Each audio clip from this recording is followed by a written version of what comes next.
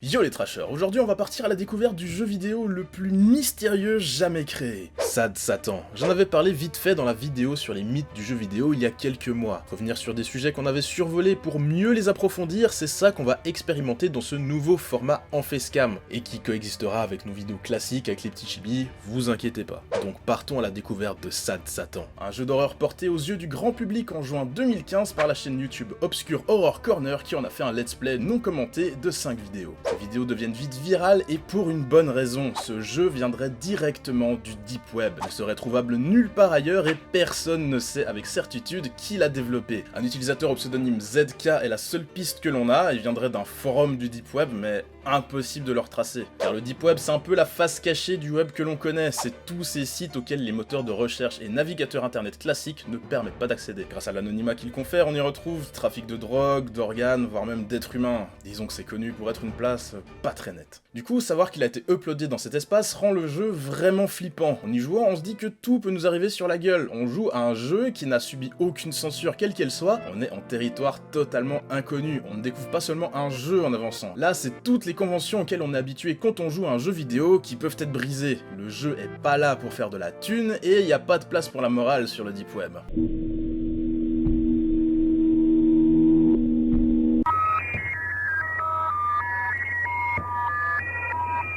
On a souvent peur de ce qu'on connaît pas, et là on se dit vite que le jeu n'a absolument aucune restriction dans tout ce qu'il peut utiliser pour vous faire peur. D'autant que, par exemple, on peut entendre des bouts de discours d'Hitler, ou voir des photos de l'assassinat de Kennedy en jeu. Mais finalement, y a rien de folichon. Si vous mettez de côté son origine, le jeu est très classique, moche, le gameplay est inexistant, et il compile tous les clichés des jeux d'horreur de base. En bref, c'est un jeu surcoté. Par contre, ce qui est intéressant, c'est toutes les rumeurs et histoires qui circulent autour. Le Deep Web est un sujet absolument pas maîtrisé par la plupart des gens, et a une très sale réputation. Les rumeurs les plus folles paraissent alors plausibles. Par exemple sur le fait que le créateur du jeu serait un pédophile, et que certains cris qu'on entend in-game viennent du viol réel d'une enfant. Tout le monde connaît la réputation qu'a le Deep Web concernant la pédophilie, il n'en fallait pas plus pour que la rumeur décolle. Mais des utilisateurs très motivés de Reddit analysent le jeu sous toutes ses coutures et se mettent d'accord sur une autre théorie. Le créateur du jeu aurait en fait à cœur la cause des enfants et aurait tenté à travers ce jeu de dénoncer les actes de pédophilie. In-game, on voit une image de Jimmy Seville, accusé d'abus sexuels alors qu'il bossait dans une association sur la protection des enfants,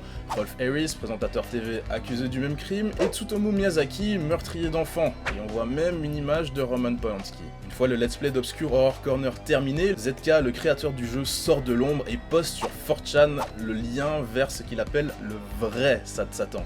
En traitant d'ailleurs le gars qui a fait le let's play de gros lâche car il n'aurait pas tout montré. Du coup, plein de gens téléchargent le jeu et commencent à y jouer. Mais il s'agit en fait d'un beau gros virus qui détruit une bonne partie des ordis infectés. Cependant, avant que leur PC crash, les joueurs découvriront tout de même ce qui avait été caché par le let's player. Des images de cadavres mutilés et d'enfants nus. Finalement, un autre utilisateur sortira une version clean du jeu, sans virus et sans ces images cheloues. Même PewDiePie l'a fait en vidéo, et bien d'autres lui ont emboîté le pas.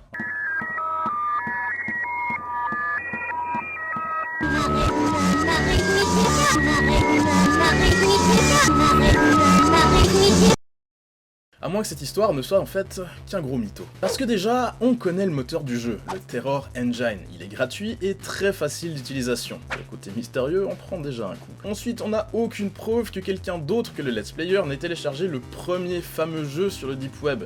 Il avait mis un lien pour accéder au jeu dans la description de sa première vidéo, mais ce lien était mort dès le début et il l'a retiré par la suite. Du coup, les utilisateurs de Reddit ont accusé le let's player d'être à la base de tout et d'avoir créé le jeu lui-même, histoire de faire un joli coup de pub pour sa chaîne. Alors on a zéro preuve tangible et on saura sûrement jamais le fin mot de l'histoire, mais perso, j'adhère plutôt à cette théorie. Elle est moins sexy, mais elle me semble plus réaliste. Et vous en pensez quoi? Vrai jeu mystérieux ou coup de pub totalement foireux? Je vous laisse me le dire en commentaire, j'espère que cette vidéo et ce format vous auront plu. Moi je vous dis à la prochaine. Ciao.